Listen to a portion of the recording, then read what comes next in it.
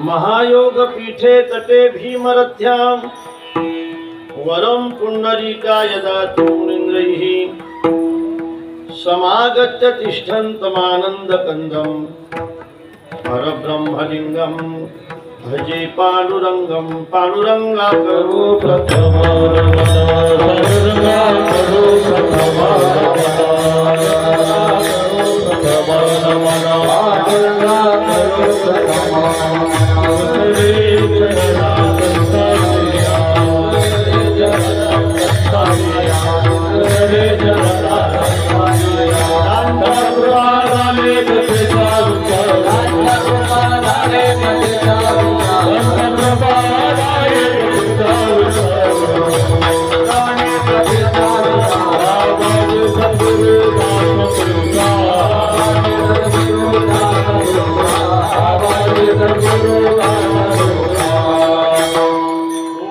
ज्ञानेश्वरा करुणाकर दयाळा तुमचा अनुग्रह लाधलो पावन झालो चराचरी मी कडा कुसरी काही जनेने बोलितो वचने अतिभाविका एका जनार्दनी तुमचा दास त्याची आस पुरवावी तुमचा अनुग्रह लाधलो पावन झालो चराचरी नमो सद्गुरु तुकया ज्ञान दीपा नमो सद्गुरु सचिदानंद रूपा नमो सद्गुरु भक्त कल्याण मूर्ती नमो सद्गुरु भास्करा पूर्ण कीर्ती जयांची केली स्मरण भोज सकळ विद्यांचे अधिकरण तेची बंधू श्रीचरण श्री गुरूंचे ते नमस्कारोनी आता विठला विठला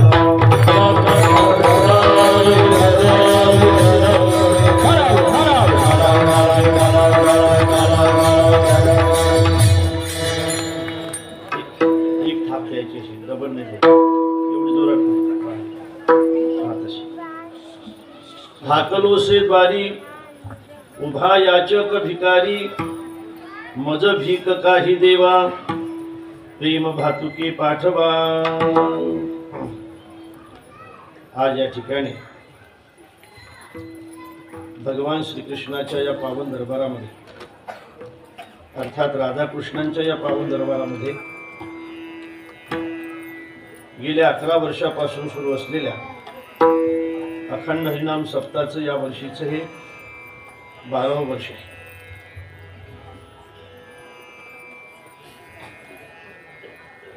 संगीत भागवत आणि संगीत तुकाराम महाराजांच्या गाथाचं पारायण या ठिकाणी चालू आहे। व्यासपीठाची प्रमुख आहे श्री हरिभक्तीपरायण भागवत महाराज शिरवळकर पंढरपूर, श्री हरिभक्तीपरायण अशोक महाराज वेळ पुणेकर व भागवताचार्य आहेत श्री हरिभक्तीपरायण शिवदास महाराज आळंदीकर यांच्या अमृतवाणीतून आपण गेल्या 7 दिवसापासून भागवत कथा ऐकत आहात। गेल्या 6 दिवसापासून अखंड हरिनाम सप्ताह या ठिकाणी सुरू आहे। उद्या काल्याच्या कीर्तनाने सप्ताहाची सांगता आहे। ज्यांचं कीर्तन सौजन्य आहे ते श्री संजय पुरी श्रीराम कॉलनी असंच ना, श्री मुकेश भाऊ सकाळची फराळाची अन्नदाते आहेत व्यंकटराव, दुपारचे अन्नदाते आहेत बालाजीराव पंढरी पाटील। आपण सगळ्यांच्या सहकार्याने सगळ्यांच्या मदतीने अखंड हरिनाम सप्ताह या ठिकाणी सुरू आहे। आमचे हरिभक्तीपरायण दत्ता महाराज की ज्यांचा आग्रह कीर्तनकारांना मोडता येत नाही, त्यांनी आग्रह केल्यामुळे कीर्तनकाराला या ठिकाणी यावं लागतं। असे आमचे हरिभक्तीपरायण दत्ता महाराज यांच्या अत्यंत आग्रहामुळे व आपल्या सगळ्यांच्या प्रेमामुळे आजची ही कीर्तन रूपी सेवा आहे। आम्ही महाराष्ट्रातून निघालो, जालन्यावरून बसलो, नंतर तुमच्या स्टेशनला उतरलो। स्टेशनला उतरल्यानंतर असं वाटत होतं आपण हैदराबादमध्ये आहोत। प्रवास करत असताना गाडीतून येत असताना त्याही ठिकाणी असं वाटत होतं आपण हैदराबादमध्ये आहोत। नंतर झोपल्यानंतर संध्याकाळी काही आवाज ऐकायला आले, त्याही वेळेला असं वाटलं की आपण हैदराबादमध्ये आहोत। पण या ठिकाणी आल्यानंतर असं वाटायला लागलं की आपण पंढरपूरमध्ये आहोत। हैदराबादमध्ये सुद्धा एवढा सुंदर देखील कार्यक्रम होऊ शकतो हे आमच्या फक्त कल्पना होत्या. अनेकदा महाराजांनी आमंत्रण देऊन सुद्धा आम्हाला येता आलं नाही, पण या ठिकाणी आल्यानंतर अत्यंत आनंद वाटला. प्रवासाचा सगळा शीण निघून गेला. इतके सगळे टाळकरी, इतके सगळे गुणीजन आणि इतके सगळे श्रोते, आपण खऱ्या अर्थाने महाराष्ट्रीयन लोकांनी, कर्नाटकातल्या लोकांनी हैदराबादमध्ये सुद्धा हा वारकरी संप्रदाय जिवंत ठेवला, यासाठी तुमचं मनापासून स्वागत केलं.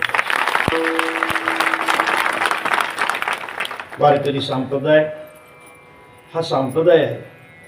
वारकरी संप्रदाय हा शुद्ध संप्रदाय आहे.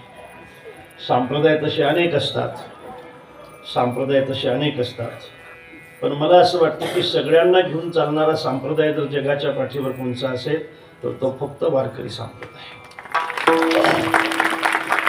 वारकरी संप्रदाय सगळ्यांना आवाज देतो, या या, कोण कोण या, या रे रे लहान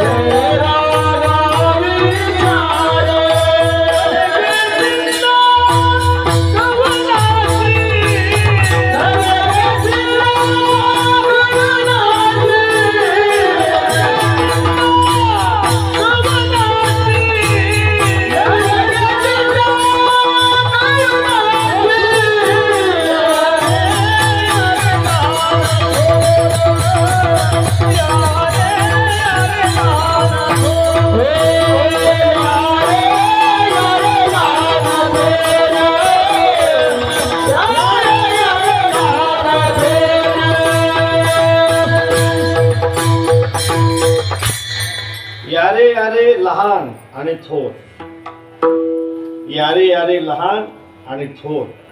बऱ्याचदा या प्रमाणाचा विपर्यास करत असताना काही लोक असं म्हणतात, यारे यारे लहान आणि थोर, मधातल्याने यायचंच नाही. अरे यारे यारे लहान थोर म्हणजे सगळे या. बघा इथं लहानही आहे, बघा ती लाईन उभी आहे इकडची, ते लहान आहे. यामध्ये थोरही आहे, एक आहे चष्मा लावलेला आहे, थोर आहे. यामध्ये नारी आहेत, एका बाजूनी नारी शक्ती आहे, नारी आहे. यारे यारे लहान थोर, याती भलत्या नारी आणि न करावा विचार, न लगे चिंता कोणाशी. काहीही विचार करू नका, तुम्ही फक्त या, तुम्ही फक्त सामील व्हा. कसं असते पहा, सामील झालं पाहिजे. मला असं वाटतं की नाल्याने कशामध्ये सामील झालं पाहिजे. गावामध्ये मोऱ्या असतात, मोऱ्या असतात ना, मोरीच म्हणतात ना तुमच्याकडे. दाराच्या समोर मोरी असते. कशासाठी असते ती मोरी? घरातली घाण साफ करण्यासाठी असते. घरातली घाण साफ केल्यानंतर ती वाहून नेण्यासाठी असते. घरासमोर मोरी असते. ती मोरी कुठं जाते? ती मोरी एखाद्या ओढ्यामध्ये मिळते, नाही का, ओढ्यामध्ये मिळते. ओढा कुठं जातो? एखाद्या नदीमध्ये जातो. पण माझी विनंती आहे तुम्हाला, ज्या वेळेला मोरी असेल ना, मोरीच्या जवळ आपण उभं असू ना, त्यावेळेला भयंकर घाण वास येतो महाराज. त्याच्या जवळ सुद्धा कोणी उभं राहू शकत नाही. मोरीच्या जवळ कोणी जाऊ शकत नाही. ओढ्यामध्ये कोणी प्रेमाने आंघोळ करू शकत नाही. पण त्या मोरीने दुसऱ्या मोरीकडे जायचं नाही. लक्षात आलं का तुमच्या माझा भाव? त्या मोरीने दुसऱ्या मोरीकडे जायचं नाही. त्या नाल्याने दुसऱ्या नाल्याकडे जायचं नाही. आणखी थोडं समजून सांगू का? सांगतो. नाल्याने नाल्याकडे जायचं नाही. आता समजलं का तुम्हाला? समजलं का तुम्हाला? आता समजलं. आता समजलं. नाल्याकडे नाही जायचं नाही. बरं आता समजलं ना. मग त्या मोरीने कुठं जायचं, त्या नाल्याने कुठं जायचं? त्या नाल्याने आणि त्या मोरीने गंगेमध्ये जायचं. भयंकर वास येतो म्हणून त्या मोरीजोड गावामध्ये कोणी उभंही राहणार नाही. भयंकर दुर्गंधी आहे म्हणून त्या ओढ्यामध्ये कोणी स्नान करणार नाही. पण ती मोरी, तो ओढा जर गंगेमध्ये जाऊन मिसळला ना तर लोक त्या मोरीचं आणि ओढ्याचं सुद्धा तीर्थ घेतल्याशिवाय राहणार नाही. म्हणून या आणि सामील व्हा, या आणि सामील व्हा. फक्त ती गंगा तुम्हाला पवित्र केल्याशिवाय राहणार नाही, लक्षात ठेवा. हे तवची वहाड ओढ, माऊली म्हणतात. बसा लवकर बसा.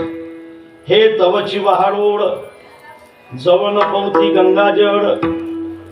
इथं बसा ना, किती वेळ लागतो तुम्हाला बसायला. जवन पाहती, हे तवची वहाड ओढ, जवन पवती गंगा जळ. मग होनी ठाकती केवळ गंगा रूप. विठ्ठल विठ्ठल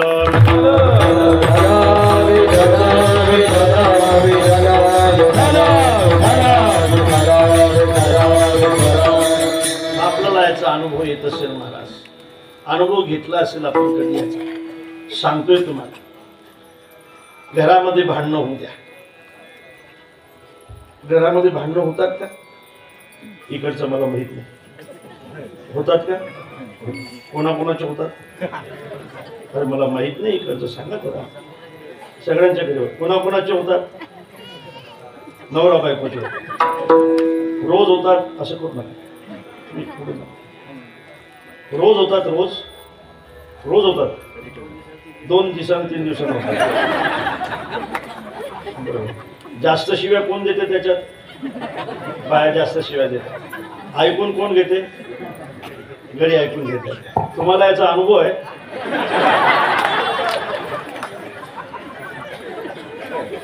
भांडणं झाले हो जोराने का?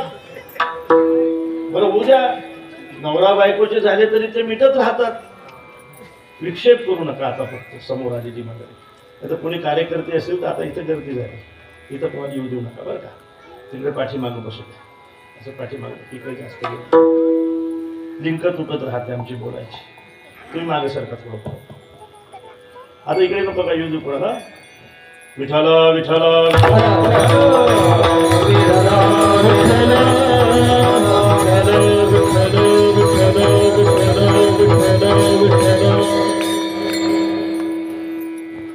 बरोबर आहे का? भांडणं झाली घरामध्ये, जाऊ द्या होऊ द्या नवरा बायकोची, होतच असतात.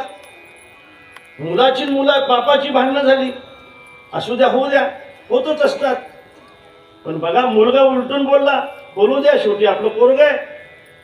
पण सून उलटून बोलली. सून सून समजते ना? सून इकडे सूनच म्हणतात ना. सून सून सून सून म्हणजे काय? सुनो सुनो सून सून. इकडे सून आहेत का?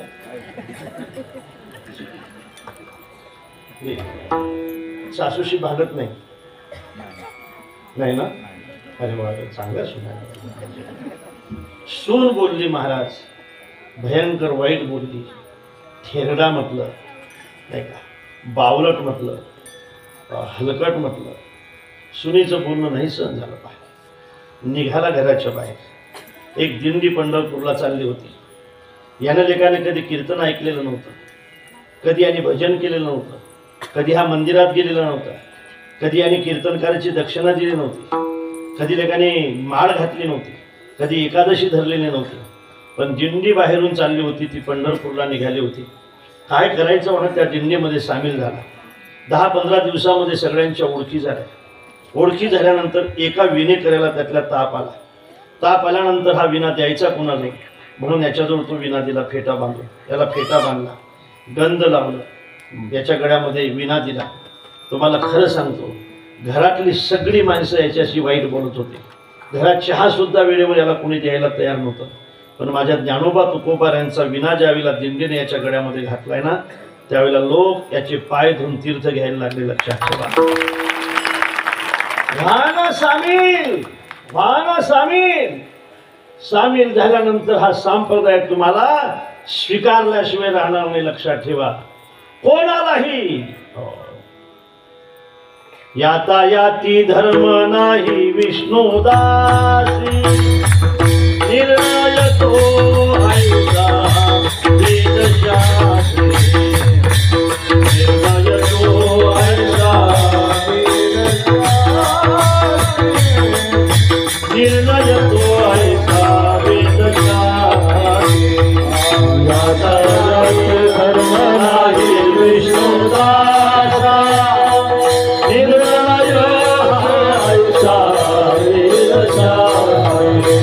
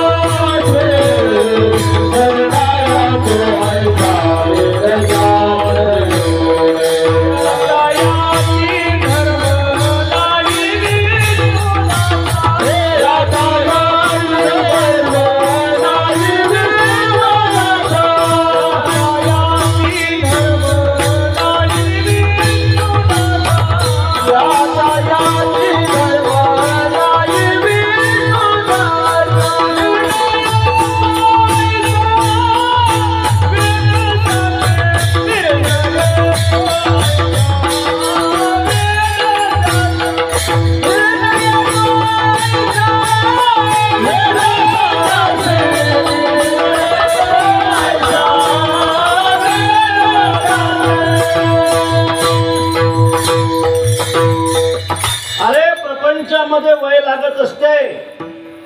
कोणाही वयामध्ये प्रपंच होत नसतो, वय लागत असते. नोकरी लागण्यासाठी सुद्धा एक विशिष्ट वय पाहिजे. 35च्या पुढे गेल्यानंतर ती लागत नसते, असंच ना काही विशिष्ट वय पाहिजे. हो, प्रपंचासाठी विशिष्ट वयाची गरज आहे, विशिष्ट वयाची गरज आहे. सांगू, व्याकरण शिकायसाठी सुद्धा विशिष्ट वयाची गरज आहे. शाळेत जाण्यासाठी सुद्धा विशिष्ट वयाची गरज आहे. बाशिंग बांधण्यासाठी सुद्धा, तुम्हाला बाशिंग समजते ना, विशिष्ट वयाची गरज आहे, गरज आहे, विशिष्ट वयाची गरज आहे. प्रपंच करत असताना, प्रपंचामध्ये राहत असताना विशिष्ट वयाची गरज आहे, लक्षात ठेवा. परमार्थ मात्र तुम्ही कोण्याही वयामध्ये चालू करू शकता, असा परमार्थ विशिष्ट वयाची गरज आहे. तुमचा कोल्हापूरला जाता का? कोल्हापूरला कोल्हापूर महाराष्ट्रातलं कोल्हापूर.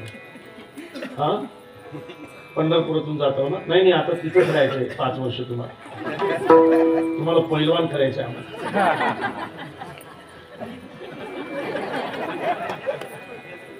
मनातलं ओळखतो का? खरंच ओळखतो मी. ते बागेश्वर बाबा आहेत का नाही, तसं मनातलं ओळखतो मी. ओळखू का तुमच्या मनात? ओळखू का? नक्की बघा, मनातलं ओळखतो. यांच्या बोटामध्ये जे अंगठे आहेत ना, ते कीर्तन झाल्यानंतर मला देणार नाही, बरोबर? हा, ओळखलं का नाही? देणार का तुम्ही? अरे तुम्ही ते अंगठा देणार का मला? नाही. वयाची गरज आहे दादांनो. परमार्थ करण्यासाठी वयाची गरज नाही. तुम्ही कुठेही करू शकता. नामचिंतनचं कधी करू शकता ना तुम्ही. भज गोविंदम भज गोविंदम भज गोविंदम मूढमते. म्हातारपणात गुडघ्यातली शक्ती जाते, म्हातारपणात कानातली शक्ती जाते, म्हातारपणात डोळ्यातली शक्ती जाते, म्हातारपणात सगळी शक्ती क्षीण होत असते महाराज. पण तोंडातली शक्ती जात नाही, ती वाढत राहते, वाढते. बघा, घरात म्हाताऱ्या माणसाचं तोंडात जास्त जोर असते. जास्त बोलणारे घरामध्ये म्हातारेच असतात. काही काही म्हातारे बोलायला नाही भेटलं की मनानच बोलतात, होतंय ना. मग सगळ्या शरीरातली शक्ती जाते, सगळ्या इंद्रियातली शक्ती जाते, तोंडातली शक्ती का जात नाही? त्याचं कारण असं आहे की म्हातारपणात तोंडातली शक्ती जी वाढते ना, ते दुसऱ्याची निंदा करण्यासाठी वाढत नाही, ते भजन करण्यासाठी वाढत.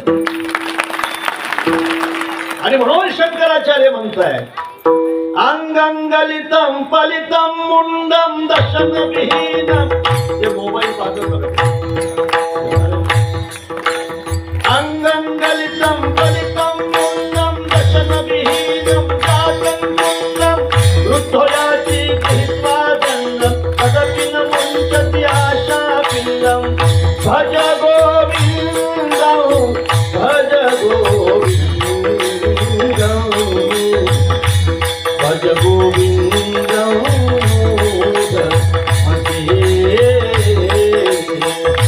भज गोविन्दं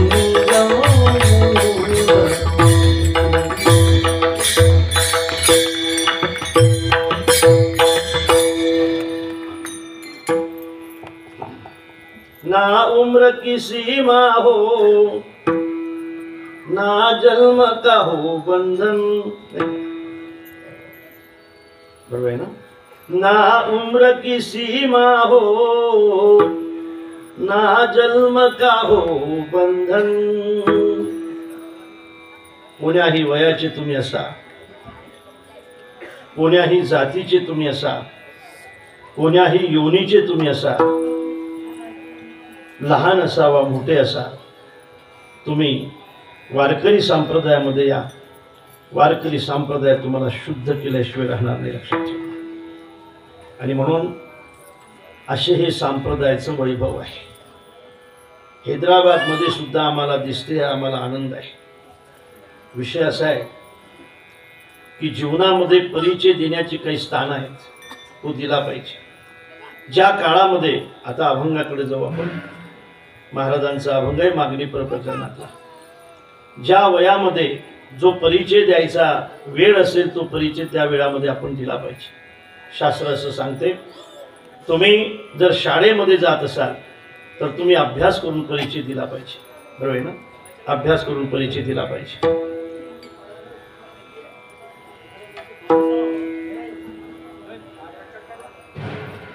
तुम्ही जर शाळेमध्ये जात असाल तर तुम्ही अभ्यास करून परिचय दिला पाहिजे. तुम्ही जर साधू असाल तर तुम्ही सत्य वागून परिचय दिला पाहिजे. तुम्ही जर योगी असाल तर तुम्ही ध्यान करून परिचय दिला पाहिजे, ध्यान करून परिचय दिला पाहिजे. तुम्ही जर स्त्री असाल तर तुम्ही विवेकाने आणि मर्यादेने आपला परिचय दिला पाहिजे. तुम्ही जर योद्धा असाल तर तुम्ही धारातीर्थी युद्ध करता करता धारातीर्थी पडून तुम्ही तुमचा परिचय दिला पाहिजे.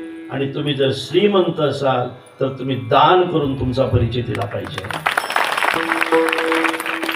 हा परिचय, हा खरा परिचय.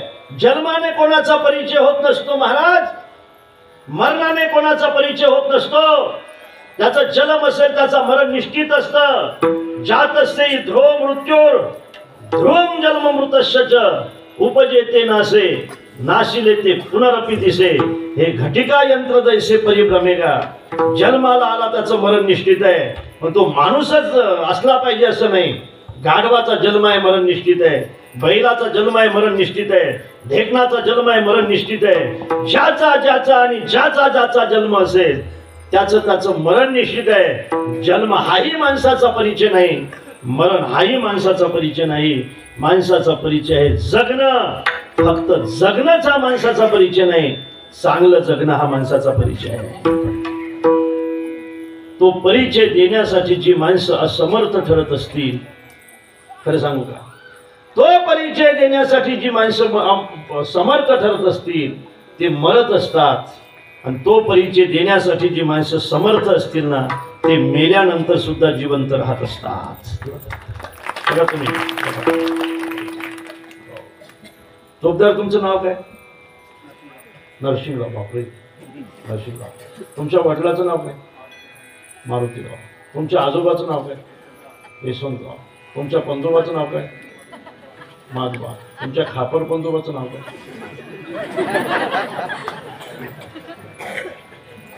हा परिचय तुम्हाला सांगता येईल की काका? तुमच्या खापर पंजोबाचं नाव नाही माहिती? हा, ऐकायला येत नाही ना? नाही माहिती, मलाही माहित नाही. हा परिचय आपल्या खापर पंजोबाचा. झाले असतील आपल्या 150 पावणे 200 वर्ष झाली असतील. विसरलो आपण त्याला, विसरलो. तुम्हाला नव्हते का खापर पंजोबा? तुम्हाला पंजोबा नव्हते का? त्यांची नावं सांगा ना. नाही सांगता येत, नाही सांगता येत. का सांगता येत नाही त्याचं कारण सांग. तुम्हाला तुमच्या पंजोबाचं नाव सांगता येत नाही, तुम्हाला तुमच्या पंजोबाचं नाव माहीत नाही. 150 वर्ष झाले फक्त, 750 वर्ष झाले तरी सुद्धा ज्ञानोबा रायचं नाव माहीत नाही असा देशामध्ये एकही माणूस नाही.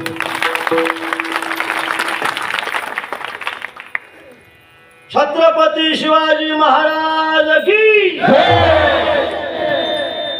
कोणी सांगितलं तुम्हाला जय म्हणायचं?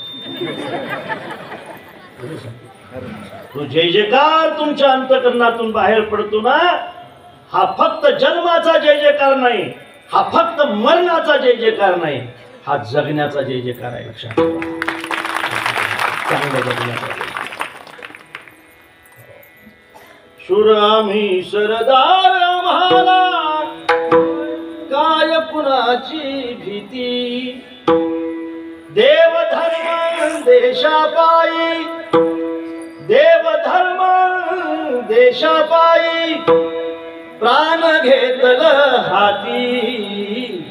शूर आम्ही सरदार आम्हाला काय कुणाची भीती, जिंकावं कटून मरावं, जिंकावं कटून मरावं हेच आम्हाला ठाव. शब्द ऐकताय ना तुम्ही? जिंकावं कटून मरावं हेच आम्हाला ठाव. लढून मरावं मरून जगावं. ऐकले ना तुम्ही? कटून मरावं मरून जगावं हेच आम्हाला ठाव. देशापायी सारे विसरू, देशापायी सारे विसरू माया ममता नाती. शूर आम्ही सरदार आम्हाला काय कुणाची भीती.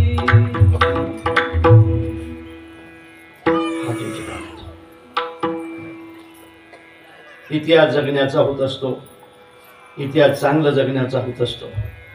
म्हणून परिचय देत असताना माणसाने आपल्या जगण्याचा परिचय दिला पाहिजे. प्रत्येकाचे परिचय वेगवेगळे आहेत, प्रत्येकाचा परिचय वेगवेगळा आहे. आणि ज्या ज्या नेत्याने आपल्याकडे जे काम दिलं असेल तोच आपला परिचय आहे. ते काम प्रामाणिकपणे करणं हा आपला परिचय आहे. म्हणून सज्जनानो, या अभंगाच्या दृष्टीने जर आपण विचार केला तर धारातीर्थीपर्ण हा सैनिकाचा परिचय आहे, हा योद्ध्याचा परिचय आहे. आणि दान देणं हा श्रीमंताचा परिचय आहे. विठाला विठाला विठाला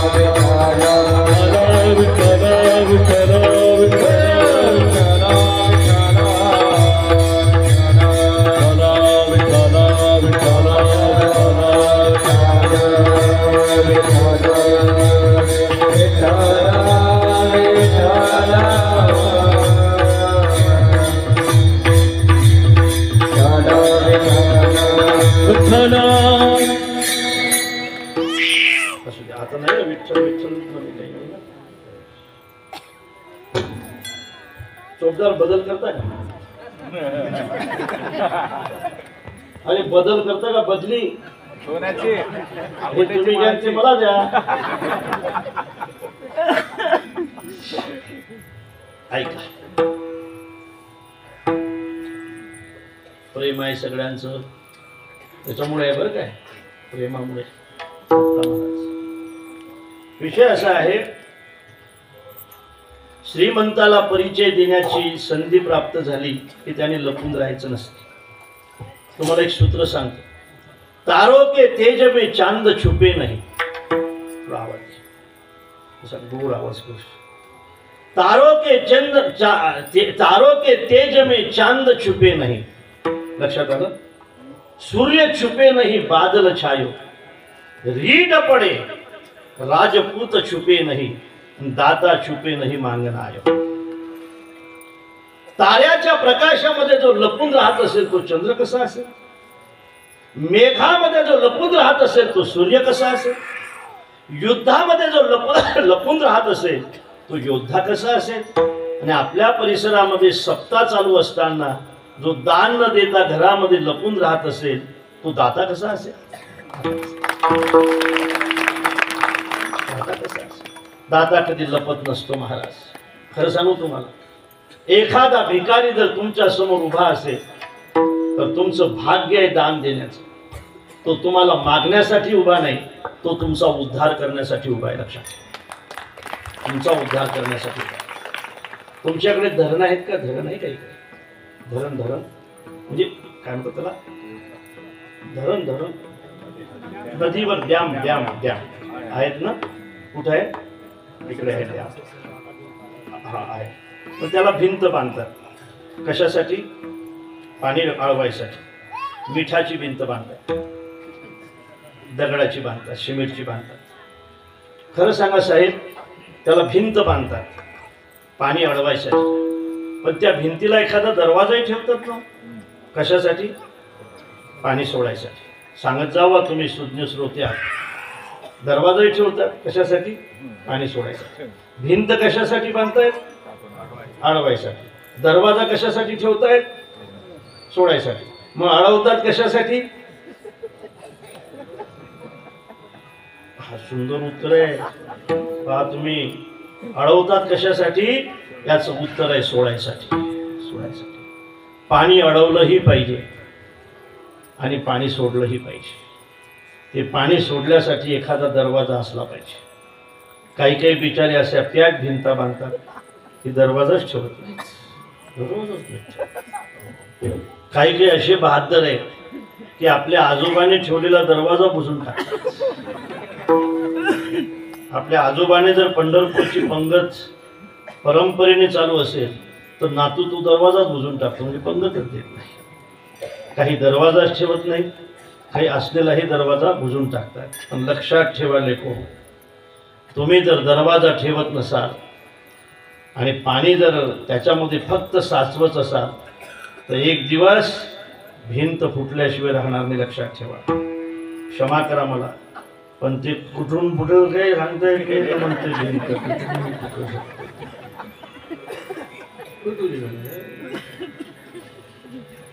ऐका. आता ऐका, मी खूप जड सांगत नाही आपल्याला.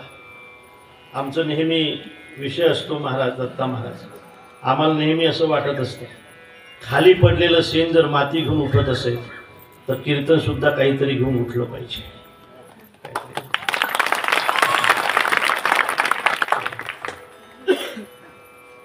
भिंतही असली पाहिजे, त्या भिंतीला दरवाजाही असला पाहिजे.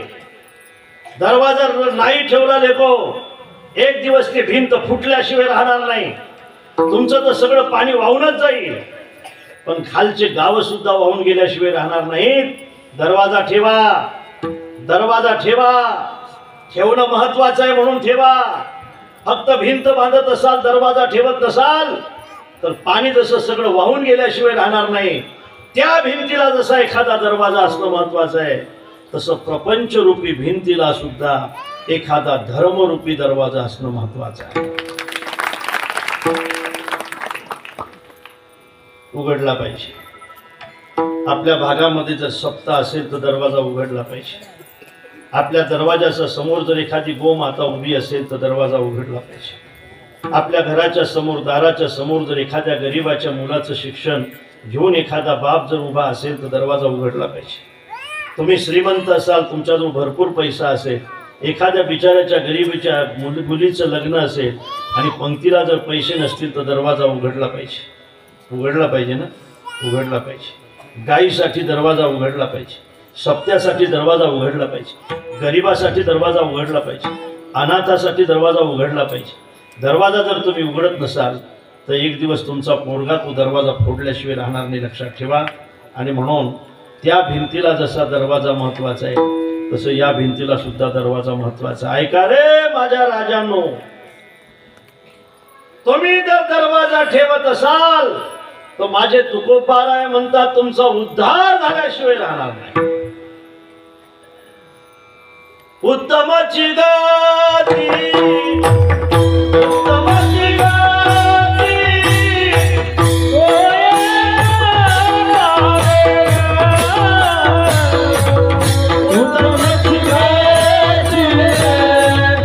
उत्तमाची गाती उत्तमाची गाती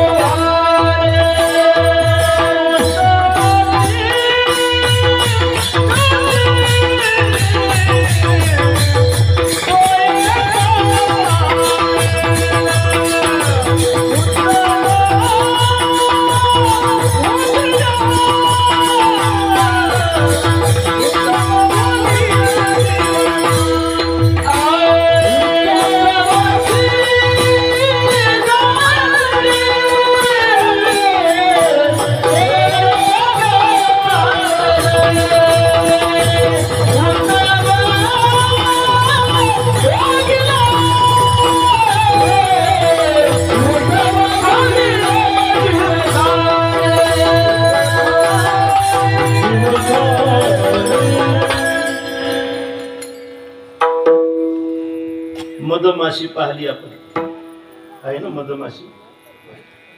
मधमाशी काय करते बघा, एक एक एक एक एक एक मधाचा कण गोळा करते. एका ठिकाणी सगळं गोळा करते, एका ठिकाणी गोळा करते. काय करते लगाची ती मधमाशी? मधमाशी अशी मूर्ख आहे महाराज की ती मधमाशी ते मध खातही नाही आणि खाऊ देत नाही. लक्षात आलं ना तुमच्या? मधमाशी, काही मधमाशा अशा असतात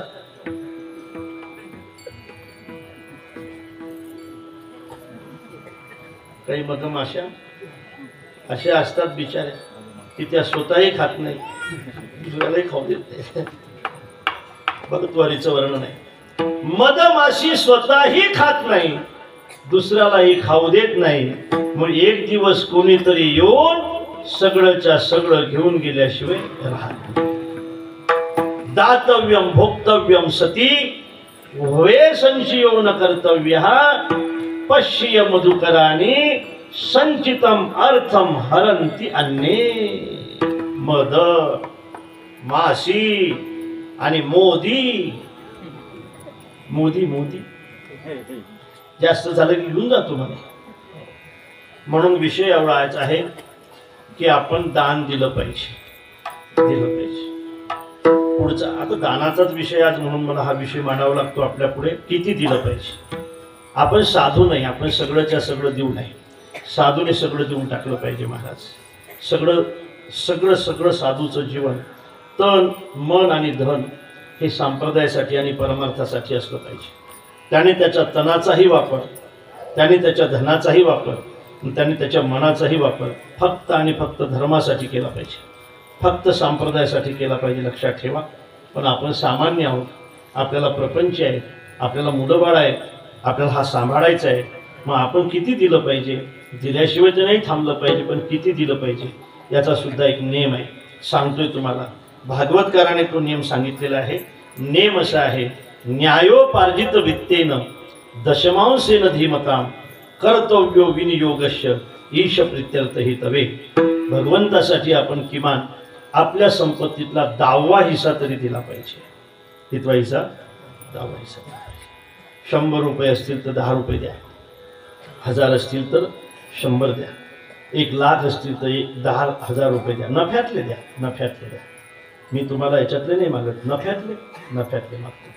जे भागवतकार मागतायत, 100 असतील तर 10 द्या, 1000 असतील तर 100 द्या, 10,000 असतील तर 1,000 द्या, 1,00,000 असतील तर 10,000 द्या, 1 कोटी असतील तर 10 लाख द्या.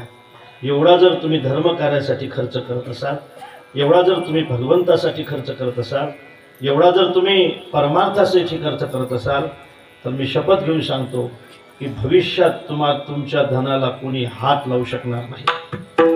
पण तुम्ही जर हा खर्च करत नसाल तर एक दिवस मात्र तुमच्या देखतच तुम्हाला पश्चाताप झाल्याशिवाय राहणार नाही.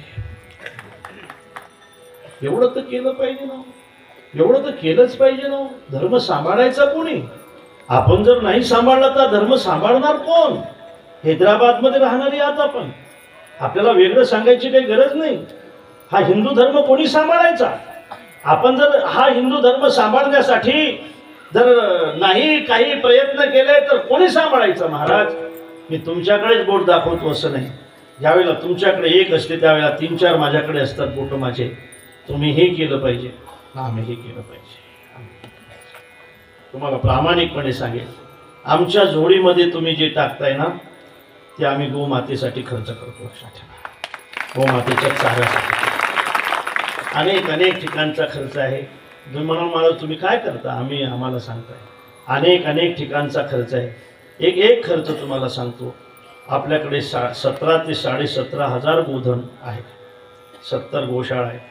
आमच्या जोडीमध्ये जे पडतं ते या गोशाळेला त्या गोशाळेला, कुठं चाऱ्यासाठी, कुठं गव्हाणीसाठी, कुठं पत्र्यासाठी, कुठं वाहनासाठी आम्ही खर्च करत राहतो. राजांनो, केलं पाहिजे, दान केलं पाहिजे. दानाशिवाय उद्धार होणार नाही. महाभारतामध्ये एक वचन आलंय, दानम मित्रम मनुष्यतः. मरणाऱ्या माणसाचा अत्यंत जवळचा मित्र जर कोण असेल तर दान आहे. म्हणून केलं पाहिजे. इथपर्यंत आपण आलो. राहिलात आपले आता अर्धा तास राहिला शिल्लक, त्याच्यामध्ये पुढचा विचार करणार आहोत आपण. मागितलंही पाहिजे, दिलंही पाहिजे आणि मागितलंही पाहिजे. विठ्ठल विठ्ठल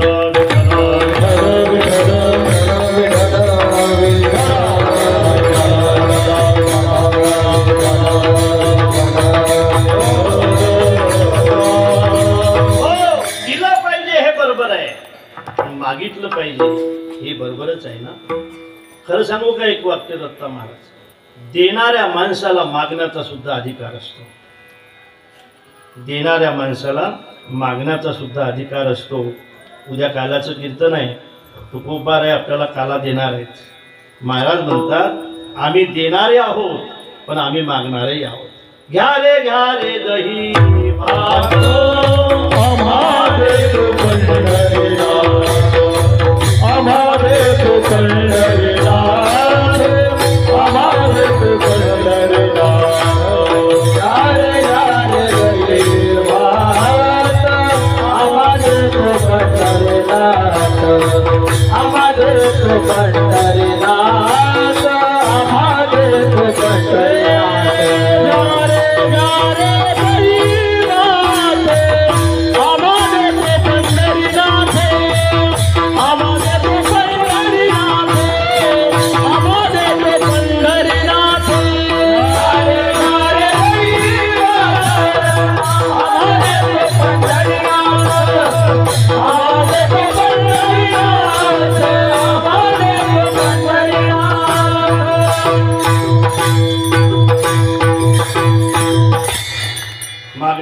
माणसाने त्याची परतफेड केली पाहिजे ना.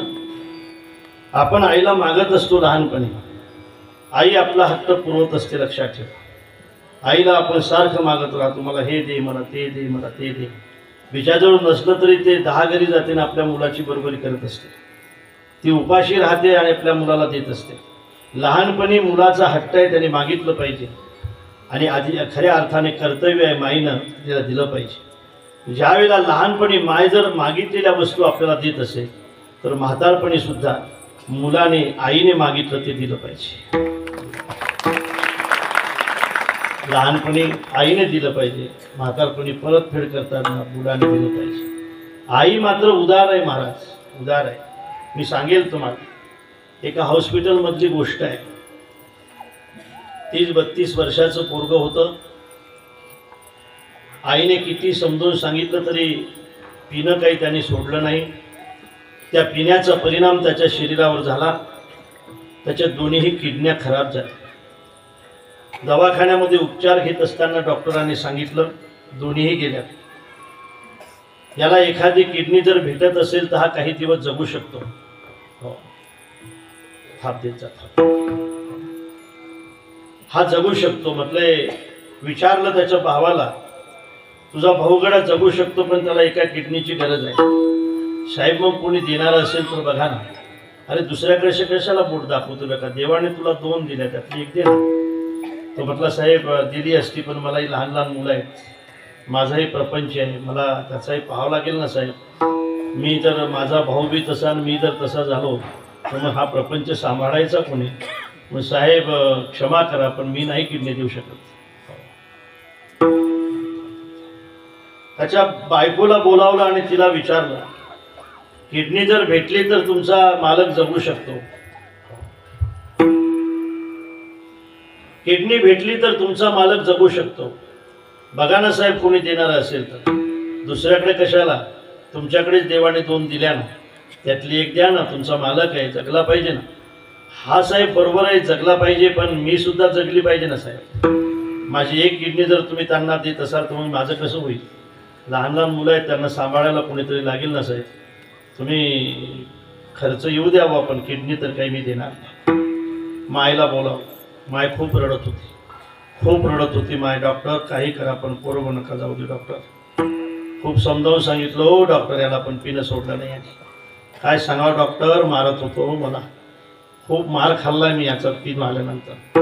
मी सारखी याची वाट पाहायची, सगळे झोपी जायची, जेवण खा नाही, चिंता वाटायची साहेब. रात्री उठून मी याला स्वयंपाक करून दिला. बऱ्याचदा मी माय आहे ना डॉक्टर साहेब, माय ही माय असते हो डॉक्टर साहेब. काही झालं तरी चालेल पण पोराला नका बोलतो डॉक्टर. आमची सगळी जमीन गेली तरी चालेल पण माझं पोरगं जगवा डॉक्टर, जगवा डॉक्टर. असू द्या, कसंही असू द्या, शेवटी पोरगं आहे. त्याला किडनी पाहिजे. किडनी कुठं भेटते साहेब किडनी? आईला माहीत नव्हतं कुठं भेटते किडनी, मला माहीत नाही. भेटत नाही, शरीरामध्ये असते. म्हटले कोणाच्या? म्हणे कोणाच्या पण माझ्यासुद्धा. म्हटले हा तुमच्यासुद्धा. मी दिली किडनी तर म्हटले तू जगू शकतो.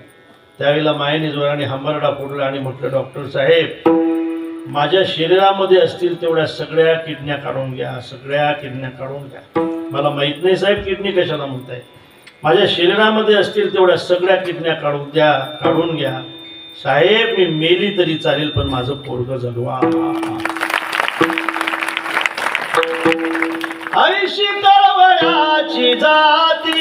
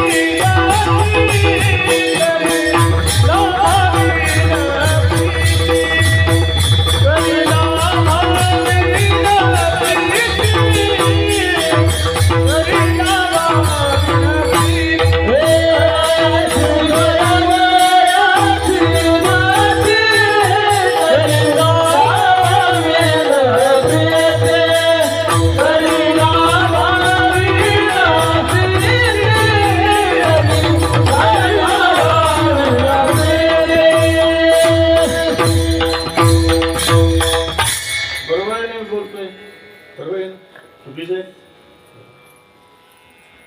लहानपणी आईने आजीने मुलाला सांभाळलं पाहिजे, म्हातारपणी मुलाने मायबापाला सांभाळलं पाहिजे, परतफेड केली पाहिजे. काही मायबापाची परतफेड करणं हे जसं कर्तव्य आहे महाराज, मायबापाची परतफेड करणं हे जसं कर्तव्य आहे, तसं आपल्याला देवाने दिलंय वय, दिले इंद्रिये हातपाय, त्याची सुद्धा परतफेड केली पाहिजे ना, का नाही केली पाहिजे? केली पाहिजे. त्याची परतफेड केली पाहिजे.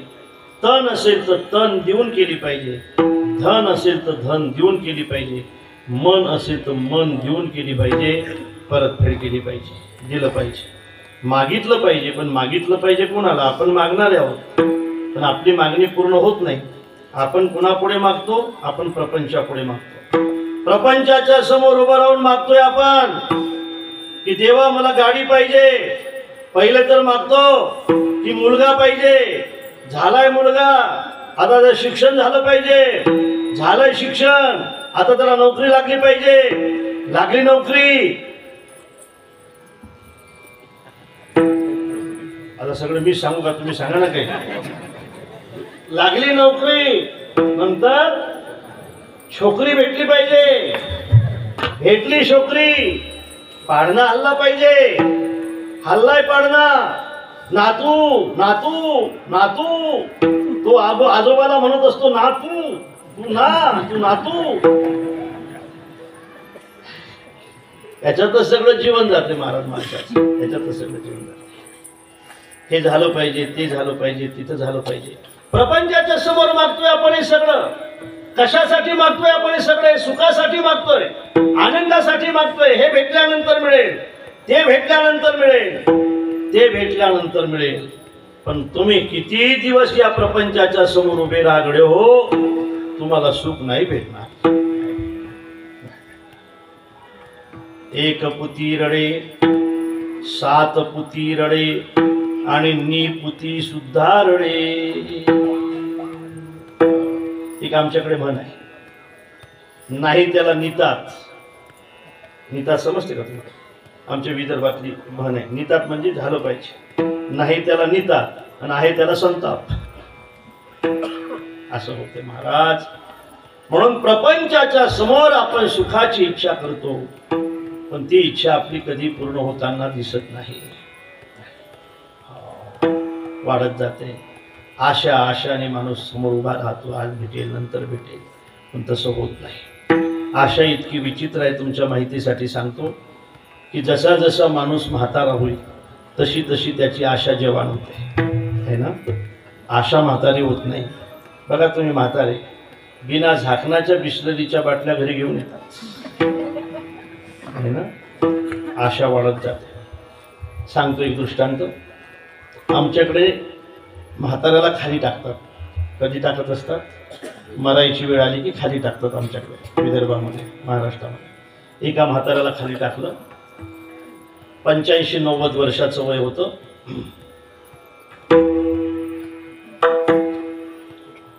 काय विचारत आहे का तू? डबल नको टाकू, डबल नाही टाकायचं. 85-90 वर्षाचं वय होतं. आणि आता जाण्याची वेळ झाली होती. आशा सांगतो तुम्हाला, म्हातारा बोललंय थोडंसं, आणि बोलताना म्हातारा म्हटलं, काय रे रामभाऊ कुठं आहे? हा का बाबा इथं आहे. शामभाऊ कुठं आहे? हा का बाबा इकडून बसलेला आहे. शांताराम कुठं आहे? हा का बाबा इथं बसलेला आहे. दयाराम कुठं? हा का बाबा इथं बसलेला आहे. म्हातारा काय म्हटलं माहित आहे? अरे मग सगळे इथं जात, दुकानात कोण आहे? तुमच्या लक्षात नाही आलं? आशा. काही वेळाने त्याची जबान बंद झाली. मला असं वाटतं की मरायच्या अगोदर माणसाची वाचा बंद होते. तुमच्याकडे हा अरे होते का नाही? हो, तुम्ही जरा हो नाही सांगत जा, मला शंका येईल नाही तर.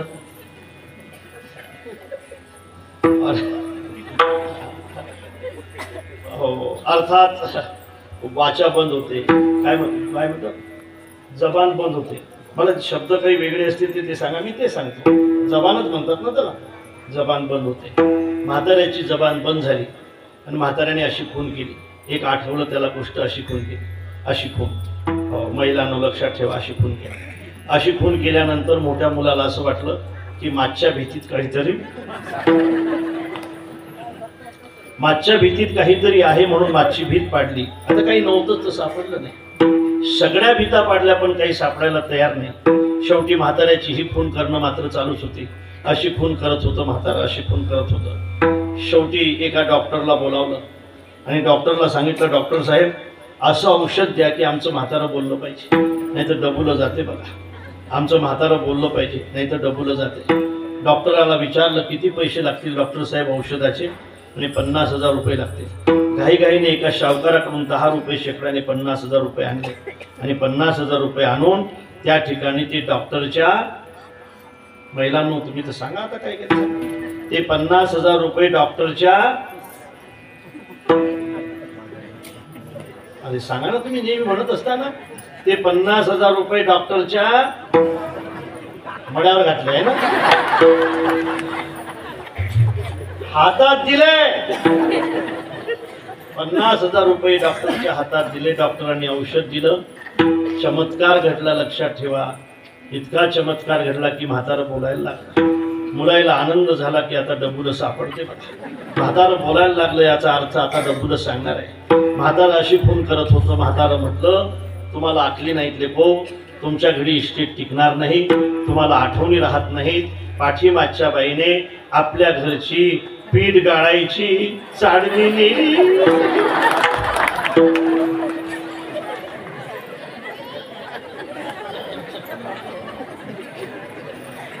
सर्व सुखाची आशा जन्म गेला, क्षणाला मुक्ती नाही गेला.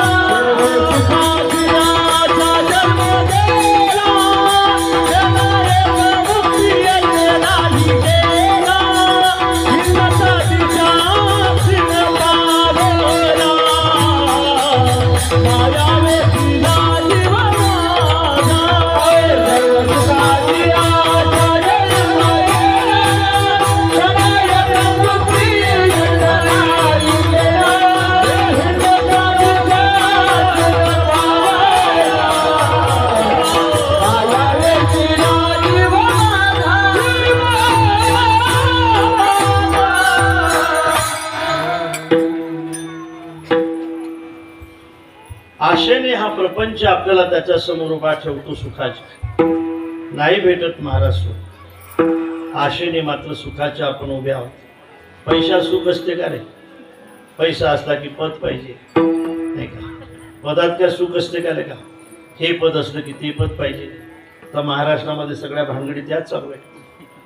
पहिले तिकीट पाहिजे होतं, भेटलंय तिकीट, खूप खर्च झाला तिकिटासाठी.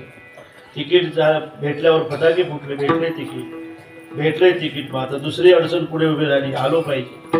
आलोय निवडून, आणखी फटाके फुटले, आलो निवडून. आता चांगल्या मताने निवडून आलो, आता मंत्री झालो पाहिजे. झालोय मंत्री, पण खातं चांगलं भेटलं पाहिजे. खातं खातंच म्हणत इकडे काय म्हणतात मला माहित नाही. खातं चांगलं भेटलं पाहिजे. भेटलेच आता हे सगळं वाढत जाते महाराज. करतल भिक्षा तरुतल वासा. खरं सांगतो तुम्हाला, भजनाशिवाय दुसरं सुख जीवनामध्ये दुसरं असू शकत नाही. परोपकारासारखं सुख जर माणसाला घेता आलं तर त्याच्यासारखं सुखच नाही. आणि म्हणून सुखाच्या आशेने माणसाचा जन्मचा जन्म या प्रपंचामध्ये जातो, पण ते सुख आपल्या पदरामध्ये पडत असताना दिसत नाही. आणि म्हणून जगद्गुरु तुकोबाराय आपण प्रपंचाच्या पुढे मागतो प्रेम, नाही का, प्रेम सुख मागतो, प्रेम मागतो, प्रेम मागतो. पण जगद्गुरु तुकोबाराय त्यांना माहीत होतं की हा प्रपंच आपल्याला हे देऊच शकत नाही. म्हणून जगद्गुरु तुकोबाराय देवाच्या समोर उभे आहेत आणि देवाच्या समोर उभं राहून मागणी मागतायत या अभंगाच्या दुसऱ्या चरणामध्ये.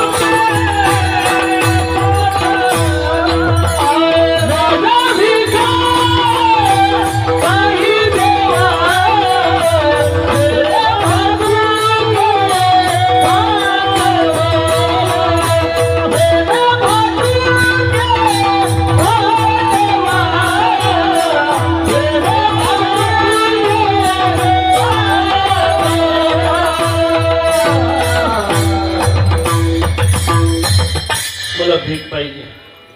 भीक मागण्यासाठी मी तुमच्या दारात उभा आहे. भीक मागणाऱ्याने उभं राहिलं पाहिजे म्हणून उभा आहे. भीक मागणाऱ्याने खाली बसून कधी भीक मागायची नसते, उभं राहून भीक मागायची असते. तो श्रीमंत भिकारी असला तरी मला वाटते भीक मागण्यासाठी अगोदर त्याला उभंच राहावं लागते. बरोबर ना? तुमच्याकडे उभंच म्हणतात ना, 5 वर्षाने का होईना, पण बसून नाही बाबू मागता येत, उभंच राहावं लागते त्याला. श्रीमंत भिकाऱ्याला सुद्धा भीक मागण्यासाठी उभं राहावं लागते. मी सुद्धा देवा भिकारी आहे.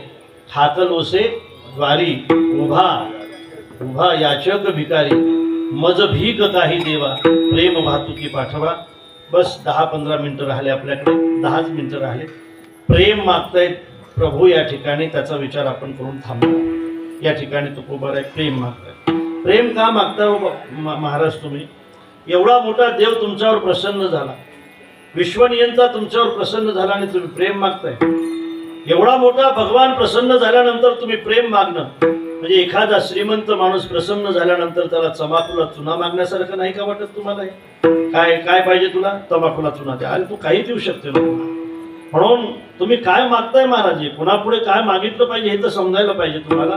प्रेम मागताय, काय होणार आहे त्या प्रेमाने? तुम्ही देवावर प्रेम करताय म्हणून का तुम्हाला दुकानदार उधार देईल? काय होणार त्या भगवत प्रेमाने? काय होणार आहे? कशासाठी प्रेम मागताय? उत्तर असं आहे महाराज.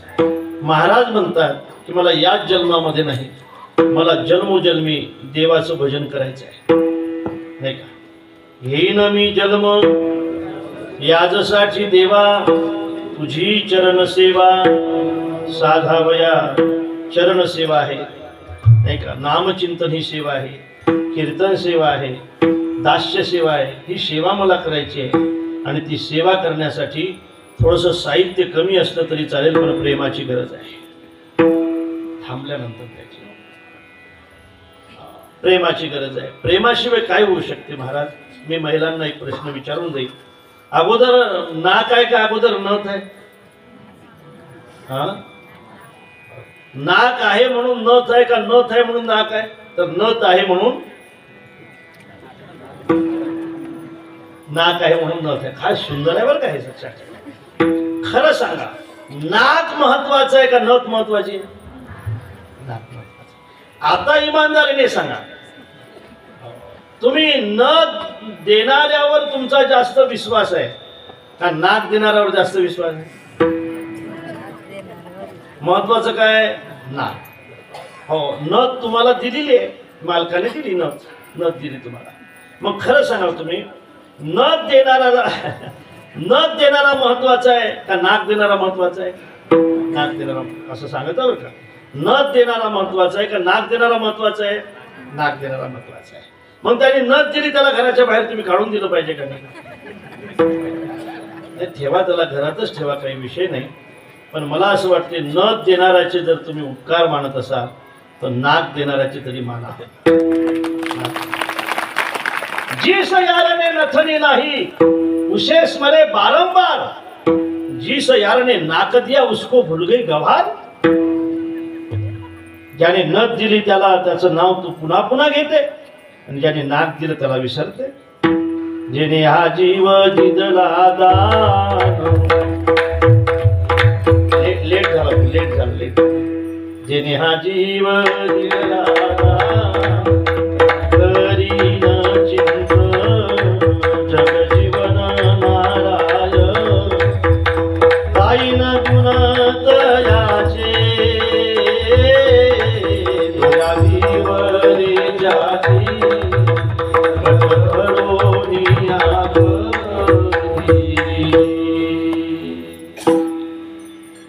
आणि म्हणून नाक जसं महत्वाचं आहे तसं पोथी वाचणं तर महत्वाचं आहे, पण पोथी वाचण्यापेक्षा त्याचा अर्थ कळणं आणखी महत्वाचं आहे. पोथीचा अर्थ कळणं फार महत्वाचं आहे बघा.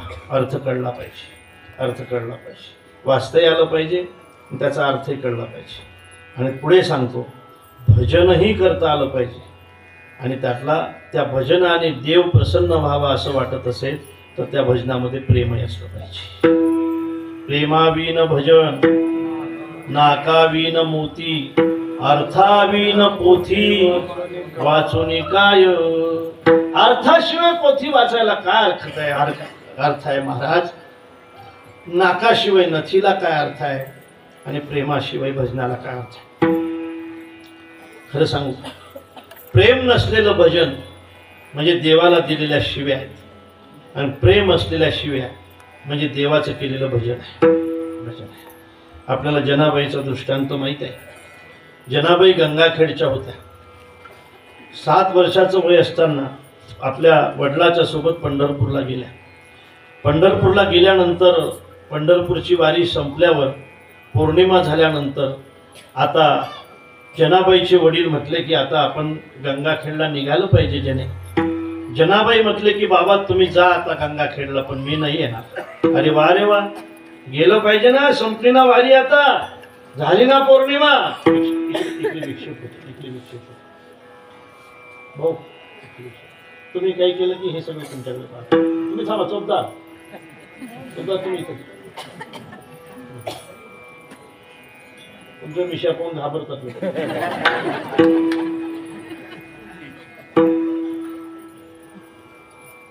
हा रुबा बाहेरच आहे का घरी आहे?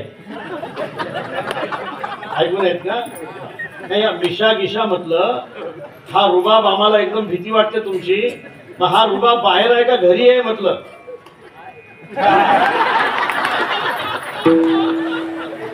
हे सगळं आमच्यावर आहे. घरी गेलं की म्हातारीच्या पुढे म्या, म्हातारीच्या पुढे काही नाही चालत. थांबा. हो असो, चांगली माणसं आहे सगळी. खेडीमेडी आपलं झालं पाहिजे, संवादातून कीर्तन झालं पाहिजे. आणि म्हणून हा विषय विषय असा आहे सज्जना, जनाबाई म्हटले नाही बाबा मी नाही येणार, इथंच राहणार. कुठं राहणार? कुठेही राहणार. काय खाणार? भगवंताच्या गळ्यातले निर्माल्याचे हार खाणार तुळशीचे. पण मी पंढरपूर आता सोडणार नाही. पंढरपूर न सोडण्याची प्रतिज्ञा जनाबाईने घेतली. पंढरीच्या पेठे मांडियेले पाल, आता तुम्ही तेल घाला मनगटावरी, घररी झाले पट्टदानी बडे. मी घर निघलं देवाचा आता, मला नाही यायचं पंढरपूर सोडून. अरे पोरगी असं करू नको, तुझं वय 7 वर्षाचं आहे, असू द्या बाबा, देव आहे ना इथं. निर्माल्याचे हार खात होती, पायऱ्याजवळ झोपत होती आणि रोज नामदेव महाराजांच्या मंदिराला हजर राहत होती. एक दिवस नामदेव महाराजांनी विचारलं, ए पोरगी कुठली आहेस तू? म्हटले गंगाखेडची आहे बाबा. अरे वा, किती दिवस राहणार आहे? जन्मभर इथंच राहणार आहे बाबा. अरे वा पोरगी, काय खाते रोज तू? भगवंताच्या गळ्यातले तुळशीचे निर्माल्याचे हार खाते बाबा. अरे कुठं झोपते तू? पायऱ्याशी झोपते बाबा. अरे वा पोरगी, मग घरी नाही जाणार? म्हटले नाही जाणार बाबा. बिना रंगाए मैं तो घर नाही जाऊंगी. माझं घर हेच आहे मला पंढरपूर सोडायचं नाही बाबा. चालशील आमच्या घरी? येईल बाबा. काय काम करशील? तुम्ही जे सांगाल ते काम करेल बाबा. हा सेवक आहे महाराज. मालकाने सांगितलेलं कोणचंही काम करण्यासाठी जो तत्पर आहे तो सेवक आहे. पण हा करशील? म्हटले करेल. जनाबाईवर गोऱ्या वेचण्याचं काम आलं. गोऱ्या वेचण्याचं काम प्रामाणिकपणे केल्यामुळे जनाबाईचं प्रमोशन झालं. मी नेहमी म्हणेन की प्रामाणिक माणसाचंच प्रमोशन झालं पाहिजे. अप्रामाणिक माणसाचं प्रमोशन हे आपल्याला आणि देशाला घातक असते, लक्षात ठेवा. आणि म्हणून त्या ठिकाणी जनाबाईचं प्रमोशन झालं. जनाबाईला आता दळण दळण्याचं काम आलं. दळण दळण्याचं, असं दळण दळण्याचं आहे ना. जाते आहेत का इकडे? जाते आहेत का? आहेत जाते. आता जाते झाले बरेचसे. जात्याचं ठिकाण आता टीव्हीच्या स्टँडने घेतले, लक्षात ठेवा. पूर्वी जाते असायचे, आजही असतील काही जाते. त्या जात्यावरचे गाणे प्रसिद्ध आहेत पहा. जात्यावरचे गाणे प्रसिद्ध आहेत. हो, तुमच्या माहितीसाठी सांगतो पहा की ही जी जात आहे ना, ही इतकी बेमान जात आहे, लक्षात ठेवा. हो तर म्हणा, ही जात आहे ना इतकी बेमान जात आहे, इतकी बेमान जात आहे. उद्या आता रात्री कीर्तन नाही आली चालते, मला सांगूच द्या आता. ही इतकी बेमान जात आहे. ही जात्यावरचे गाणे म्हणत असताना खायचं सगळं सासरचं आणि गायचं वाटेच्या वाटसरा. तुला काय सांगू रे नवाई, माझ्या भावाच्या गडीवर वाघ खेळतात रे लढाई. वाघ लढाई खेळतात. वाटेच्या वाटसरा काय पाहतो रे घराले, आणि सोन्याचं कुलूप माझ्या भावाच्या दाराले. चोपदार आणि मी दोघ जण होतो. चला म्हटलं चोपदार कुलूपच घेऊन येऊ. गेलो त्या ठिकाणी. एवढं मोठं लोखंडाचं कुलूप.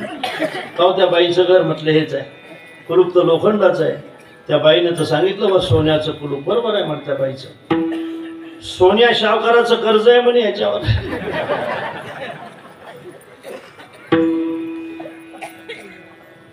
जनाबाई दळण दळत होती. स्वतः प्रभू त्या ठिकाणी येत होते. सुंदर माझे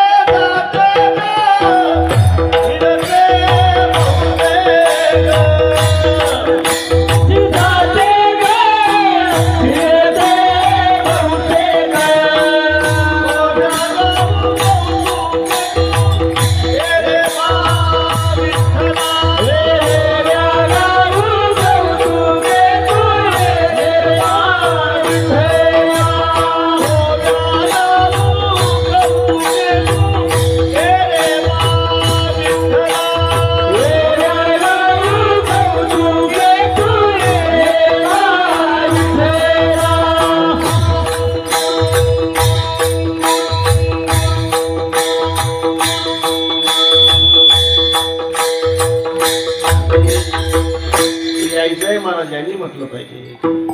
म्हणा प्रपंच दळान दडीले पीठ म्या भरिले सासू पुढे ठेविले तू ये रे बा विठ्ठला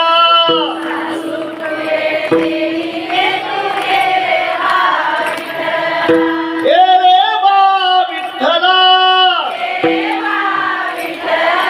ये रे बा विठ्ठला ये रे बा विठ्ठला तू ये रे बा विठ्ठला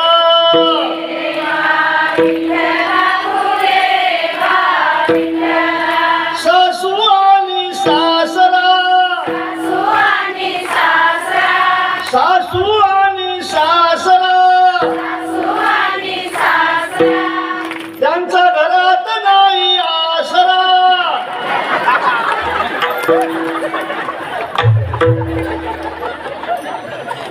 चला सासऱ्यांनो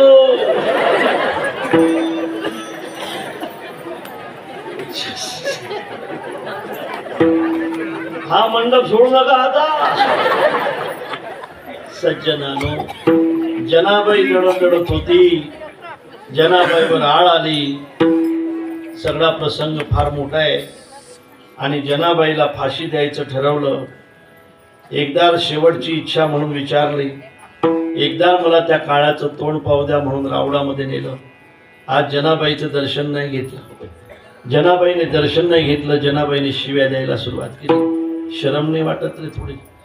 एका जनाची नाही तर मनाची वाटू त्यानं. काळ्या तुझ्यासाठी घर सोडलेले का आम्ही? तुझ्यासाठी सगळ्या प्रपंचाची राख रावळी करतो रे का आम्ही? तुझं महत्त्व वाढलं पाहिजे म्हणून आम्ही हे सगळं करतो रे का? लाज नाही वाटत तुला? आमच्यावर फाशीची पाळी आणली तू. आम्हाला फाशी दिल्यानंतर कोण भगवत भक्ती करेल तुझी? कोण करेल तुझी पूजा? हा वैर्याशी देदली मोक्ष सिद्धी लेका. असा धुंद झाला तुझा दरबार. असा कुठे दरबार असे का? देव आहेस का रे तू? स्वतःला मोठं मानून घेतो. शरम नाही वाटत? फासावर पाठवतो आम्हाला. अरे अरे विठ्या मूळमाईच्या कारट्या. तुम्हाला खरं सांगतो, जनाबाई शिव्या देत होती आणि प्रभू हसत होते. आईने एखाद्या वेळेला मुलाला शिव्या द्याव्या, मुलाने हसावं, हा आनंद काही वेगळाच असतो महाराज. आणि जनाबाईला प्रभू म्हणत होते, जेने आणखी 2-4 येऊ दे, काय मस्त शिव्या देता येतात. आजपर्यंत मी फक्त तुझं भजन ऐकलं होतं, शिव्या नव्हत्या ऐकल्या. मला माझ्या यशोदा मैयाची आठवण करून दिली तू आज. जेने आणखी 2-4 येऊ दे, काय मस्त शिव्या आहेत तुझ्या. संकल्पी शिव्या पूर्ण झाल्यानंतर जो देव शिशुपालाची एकही शिवी सहन करत नाही, तो देव जनाबाईला आणखी 2-4 शिव्या दे म्हणून सांगतो. याचाच अर्थ असा आहे की जनाबाईच्या शिव्यामध्ये सुद्धा प्रेम आहे. आणि प्रेम आहे म्हणूनच जनाबाईचं शिव्या सुद्धा भजन आहे. मज भीक काही देवा प्रेम भागुते पाठवा, प्रेम भागुते पाठवा, प्रेम भागुते पाठवा. मज भीक काही देवा प्रेम भागुते पाठवा, प्रेम भागुते पाठवा, प्रेम भागुते पाठवा. मला भीक प्रेमाची पाहिजे, पण माझी एरझार नाही घेतली पाहिजे. याचकाचा भार घेऊ नये, याचकाची एरझार घेऊ नये. याचकाचा भार मानायचा नसतो. सप्त्याची वर्गणी मागण्यासाठी जर आपल्या पट्टी मागण्यासाठी जर आपल्या घरी समिती येत असेल तर त्याचा भार घेऊ नका. बरोबर आहे ना? बोजा मानू नका आणि एरझार घेऊ नका. देऊ ना झाला काय सप्ताह, देऊ ना झाला काय सप्ताह, देऊ ना शेवटच्या दिवशी झाला काय सप्ताह. अरे बाबा आजचं कालाचं कीर्तन आहे, होऊ द्या ना मग, काय झाला काय सप्ताह. अरे बाबा कालाचं कीर्तन झालं ना, आता संध्याकाळ झाली, आता काय तुम्हाला खायला मागता का तुम्ही, झालाय ना सप्ताह. तुमच्याकडचं मला माहित नाही, आम्ही तिकडचं दूरचं सांगतो बरं का. नाही महाराज, याचकाचा भार घेऊ नका, याचकाची एरझार घेऊ नका. तुमच्या समोर जर कोणी मागण्यासाठी उभा असेल, तुम्ही जर श्रीमंत असाल तर त्याची एरझार घेऊ नका. त्याची एरझार घेण्यामध्ये जर तुमची एरझार संपली तर काय करणार? याचकाचा भार घेऊ नये एरझार, मज भीक काही देवा, प्रेम भातुके पाठवा विठोबा रखुमाई.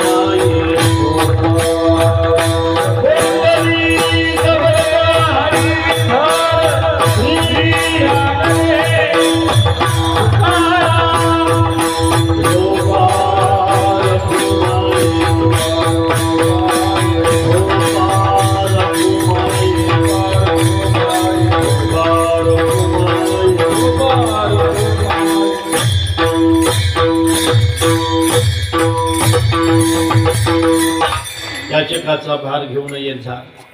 एक तत्व सांगतो एका मिनिटामध्ये आणि थांबतो. दान कसं दिलं पाहिजे?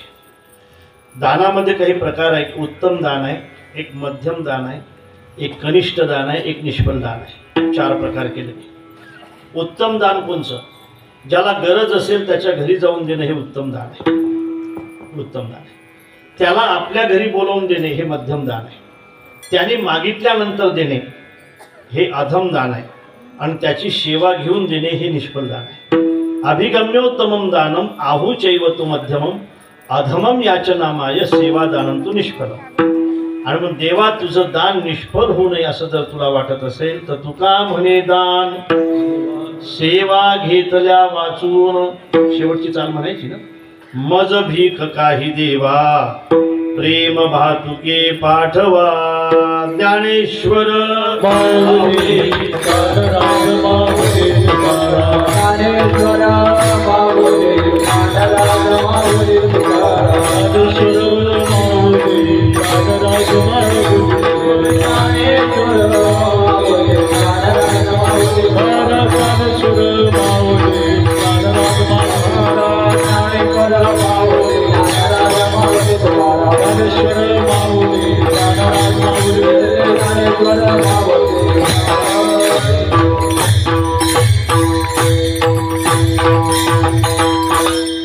तुकाराम तुकाराम